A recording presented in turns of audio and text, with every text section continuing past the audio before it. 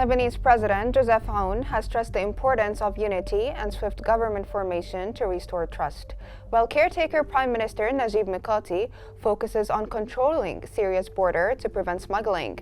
And in the Russian-Ukrainian conflict, U.S. President Joe Biden has reaffirmed Western support for Ukraine as the U.S. and the United Kingdom impose new sanctions targeting Russian oil and energy sectors. Join our special coverage on Qnews, where we tackle the latest developments worldwide.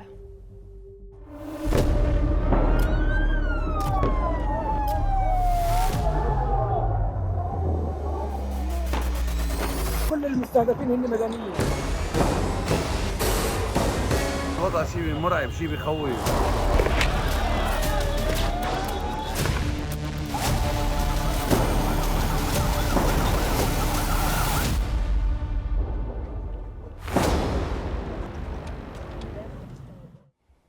Lebanese President Joseph Aoun has emphasized his commitment to building a just state founded on equality for all its components. During a meeting with Grand Mufti Sheikh Abdel Latif Daryan, Aoun called for collective responsibility in this endeavor.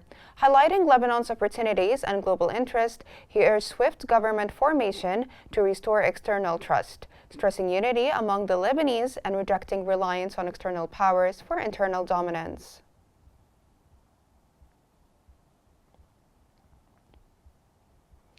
Lebanese caretaker Prime Minister Najib Mikati has stressed the need to control Syria's border to prevent smuggling. During a press conference with Syria's military operations chief, Ahmed al-Shara, Mikati emphasized activating bilateral relations based on respect for sovereignty. Both leaders discussed the border situation, highlighting the importance of ensuring the security of both Lebanon and Syria, underscoring the need for cooperation to maintain regional stability and prevent further illegal activities.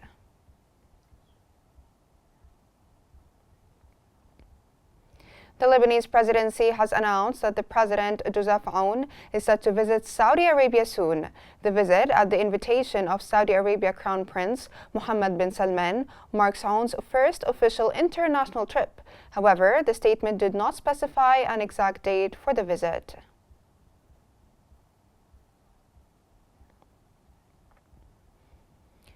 U.S. envoy Amos Hochstein has assured Lebanese officials that Israel will complete its withdrawal from southern Lebanon by January 26.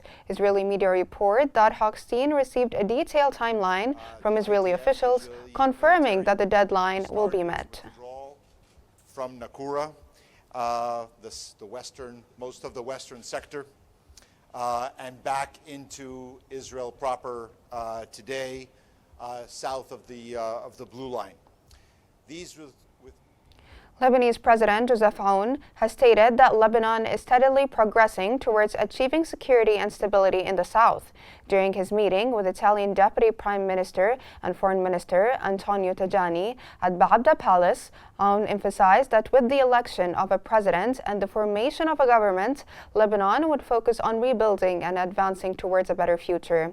Tajani affirmed Italy's strong support for Lebanon, highlighting the ceasefire with Israel as a step towards a lasting peace.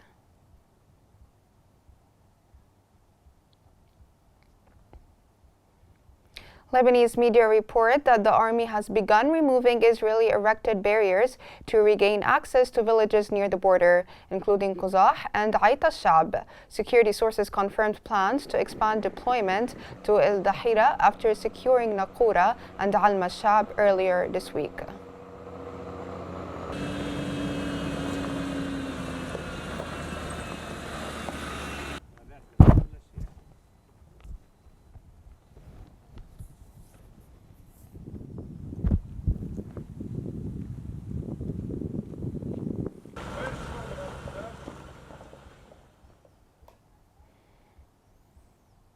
For further analysis on the current situation in Lebanon, we're joined from Paris by international law professor Majed Bouden. Mr. Majed, welcome to Qnews. Thank you so much for joining us. And first off, what steps is President Joseph Aoun taking to ensure equality and justice in Lebanon? Well, what the new president is doing now, and what the decision he's taking, are the real necessity to stabilize the country, because the country was without a president and without any governing force, in fact. And now, at least we have the chief, or the former chief of the army, who is now the president of the republic. And he has now the constitutional tools to stabilize the country and to represent the country. In the last few years, or the last few 2 years, the country was not represented. The chief of the government was just running the current affairs, but nothing can materialize from that. And the country was suffering from high corruption, was suffering from an instability, and Hezbollah was the main force who was driving the political situation. And now, after these adventures that they have made, and after what this battle and this fight between Israel and Hamas, Hamas has lost a lot of ground. And now Lebanon must take his real position, express his own opinion, which is not the opinion of Lebanon. The opinion of Hezbollah, the opinion of Hezbollah. Now, Lebanon. Sir, sorry for interrupting you, but the international community responded positively towards Aoun's election, while domestically it was responded by cautious optimism. How would the swift formation of a government help Lebanon to restore external trust? Of course, I mean, it's normal that the internal forces will respond with this cautious trust, as it's mentioned, but still, we don't have to forget that these forces are the forces whom are liable and responsible of what happened in Lebanon. So they must be now accountable of what they have done, and of the situation to which they have driven Lebanon was driven in. So this is a question of politics inside the political arena. But now, whomever the president, Lebanon needs a president, and now they got a president. We will see he has now political support inside and outside. The task is to stabilize the country, to express what is the opinion of Lebanon, what is the policy of Lebanon. And the policy of Lebanon must be, first of all, to focus on the creating a stabilized environment, to create new conditions to restore the trust and confidence in Yes, speaking of the stabilized environment, President Aoun stressed the need to avoid reliance on external powers. How do you interpret this statement in light of him facing the task now to oversee a ceasefire in southern Lebanon? Well, first of all, Lebanon needs to count on his internal forces and his national forces, meaning that Lebanon must synthesize decision from all these political components, and this is the condition, and this is necessary condition to stabilize the country. But this condition is not sufficient, because Lebanon is in a weak position. Lebanon is invaded by Israel, and Lebanon is negotiating to push Israel out of the Lebanese territory. And there is the second item of the condition, which is the sufficient condition, which is the support of an international community. And now the international community until now is playing a major role in restoring the sovereignty of Lebanon. And well, let's wait until this sovereignty is respected completely. It's announced that it will be respected in 2 weeks' time now around. And then Lebanon must secure its borders, Yes, speaking of this point exactly, in a press conference between Najib Mikati and Ahmad al-Shara, Mikati stressed the need to control Syria's border to prevent smuggling. How critical is the cooperation between Lebanon and Syria for regional stability? Why it's important? It's important because it's not only smuggling of people first, smuggling of goods, smuggling of a lot of illegal goods and drugs and all these kind of illicit matters.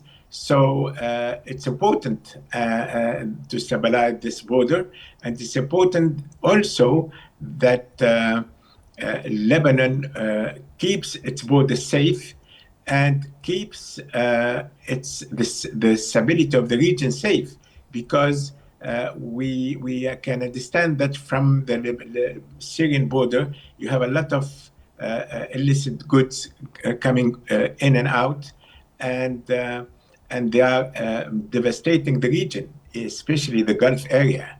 So there is a need to stabilize this border. There is a need to reestablish control and to reestablish the state of law in this area. And the situation in Syria doesn't also give any guarantee that the security will be a must for them. And this is why the international community and the Syrian people first and the Lebanese people must be careful to make sure that the new Syrian regime will respect the sovereignty of Lebanon, will respect the security of the border, and also will respect the will of the Syrian people. How? By also securing that all the components of the Syrian nation will be part of this process, and not only the Islamist regime who is now establishing itself. Yes, sir, your point is clear. Now, Joseph Aoun was previously an army commander. How will he invest in the preparedness of the Lebanese army to maintain security and stability in the south? Well, any country must have stability and borders controlled by the army. And the army is under the commandments of the civilians, now of the President of the Republic, who is the chief of the army. But we don't have to forget that a few weeks ago, the south was controlled by Hezbollah militia, and this is not acceptable under international law, under the Lebanese law, the national law of Lebanon, and the principle of sovereignty of Lebanon itself. And this is why the fact that there is a move now that the army will take control of the south is important. This is a real task to restore the sovereignty of Lebanon. Then building on what you said, sir, President Aoun has pledged to secure Israel's withdrawal from southern Lebanon. Do you think he will be able to muster enough international support to compel Israel to honor the terms of the ceasefire agreement? I think the international community has a duty to do that. If not, they will lose completely their credibility. Lebanon was not part of what happened in the last 2 years, and Hezbollah has taken a party initiative. Now Hezbollah is in a weak position. It's a result of this adventure that they have made. But Lebanon is not responsible of that, even though under international law Lebanon is responsible. But now Lebanon is trying to review this position and to correct the position. And this is why the new president, Joseph Aoun, had this task to do it. He committed Lebanon to do that. And he started to act in this sense and this orientation. The international community is going in the same way. So the conjunction is there. Israel is not withdrawing in the quickest way possible, but Israel will be forced to withdraw. But if Israel doesn't withdraw, then it will be blamed by the international community. It looks that the things are going in this reasonable orientation. That was international law professor Majid Boudin. Thank you so much for your insights and for all the information you provided us with. Thank you so much for being with us. And now we move to the latest developments in the Russia-Ukraine conflict.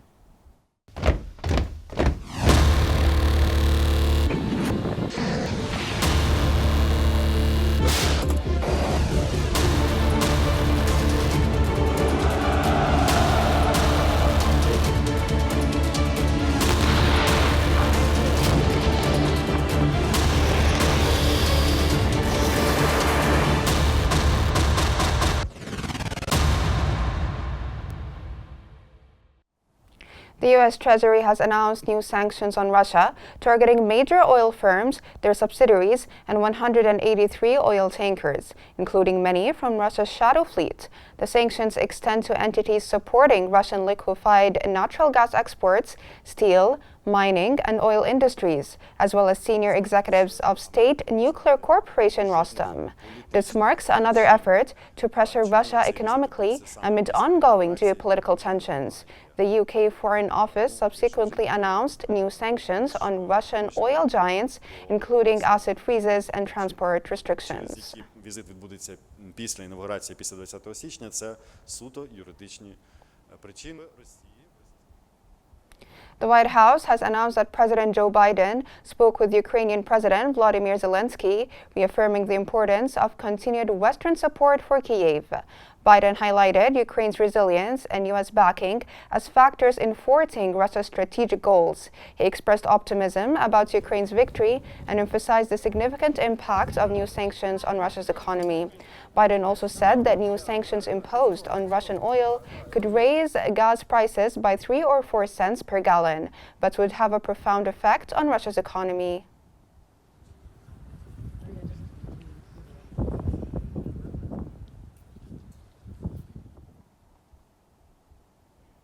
German media has reported that Chancellor Olaf Scholz blocked a €3 billion aid package proposal to provide Ukraine with additional weapons. The plan, devised by foreign and defense ministers, included IRIS-T air defense systems, howitzers, and artillery ammunition. The proposal aimed to address Ukraine's worsening military situation and sends a strong signal of German support amid uncertainty over U.S. aid after Donald Trump's election victory.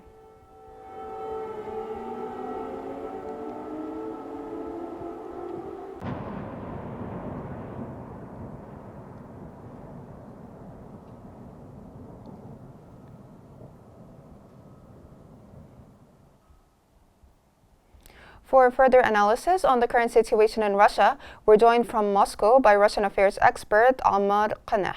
Mr. Ammar, thank you so much for joining us on Qnews. And first off, how significant are new sanctions on Russian liquefied natural gas and mining industries?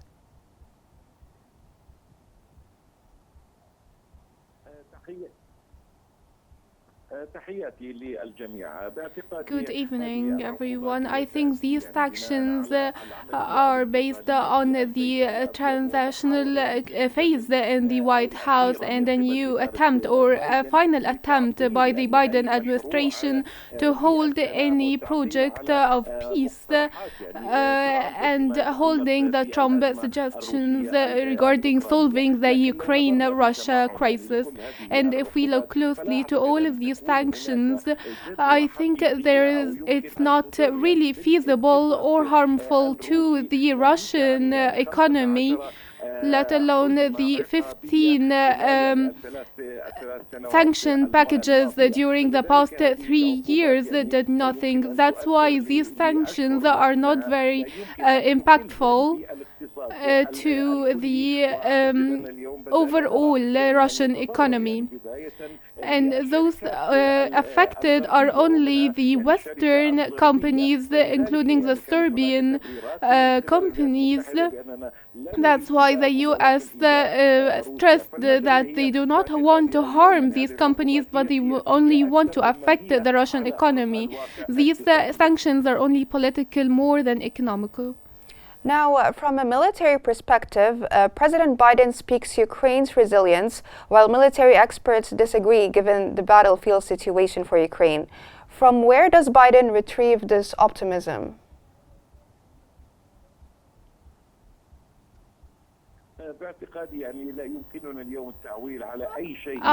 I think that we cannot depend on anything Biden says or anything the Democratic administration expressed. It's only an optimistic calls to the Ukrainian administration, but they are defeated strategically. The military situation is clear, and analysts in the Pentagon and the defense ministries in the West say that the military situation is stable, and the Russian forces are achieving a lot of advancements during the lack of weapons on the Ukrainian side. The U.S. also holding tankers, and the F-16 plans did not advance the situation on the ground. The Biden statements are only the farewell statements that he was not defeated in Ukraine. Now, German Chancellor Olaf Scholz has blocked a proposal to send military aid to Ukraine worth 3 billion euros. How might the delay in providing Ukraine with additional weapons affect its military position, given the Russian army's daily advance in eastern Ukraine?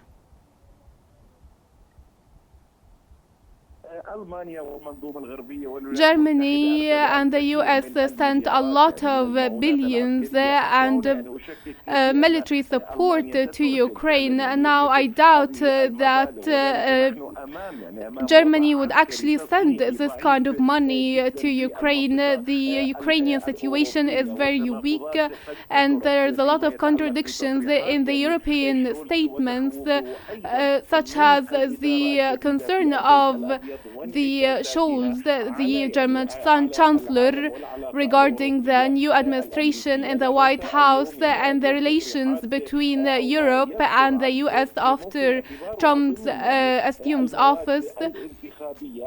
So these are kind of election campaign statements.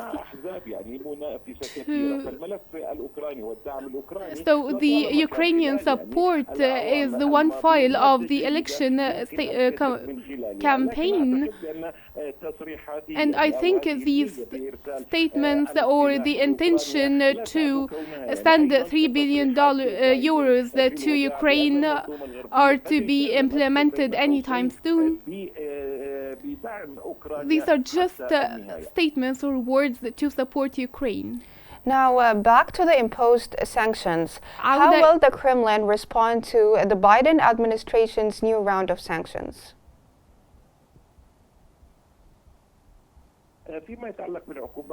Regarding the sanctions, these sanctions are imposed on Russia since 2014, and they increased during the past few years. No Western state would ever bear this amount of sanctions, but Russia was able to overcome these sanctions and was able to strengthen and establish new economic zones, and they achieved a qualitative shift in the exports. And I think the equation here is lost on the US side, and as Europe so far are still buying Russian energy through India. These sanctions are not really an issue for Russia, as Russia is employing different mechanisms and techniques to overcome such sanctions and impacts. So, as we see the Russian economy achieving different and a higher level of growth and heading to becoming one of the most one of the largest economies in the world at the moment. Lastly, sir, U.S. President-elect Donald Trump still insists that he will end the war in Ukraine this year through a comprehensive peace agreement. However, is this feasible given the irreconcilable negotiating positions of both Kyiv and Moscow?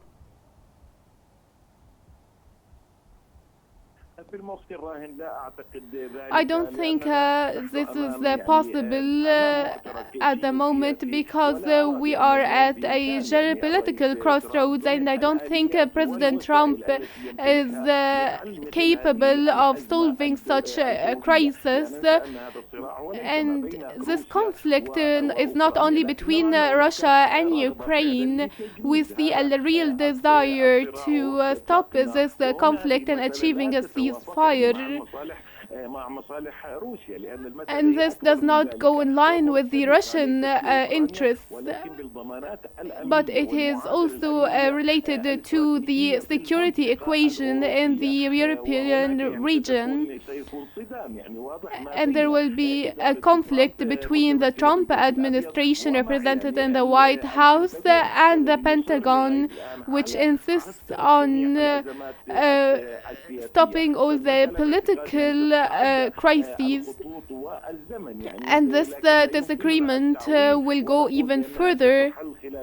In my opinion, it will not be solved. Sorry for interrupting you, sir, due to shortage of time. That was Russian affairs expert Hamad Qnews. Thank you so much for your insights and for all the information you provided us with. This brings us to the end of our special coverage. Remember to stay updated by following Qnews on YouTube, Facebook, X, Instagram, and TikTok at Qnews EG for the latest developments. And thank you so much for watching.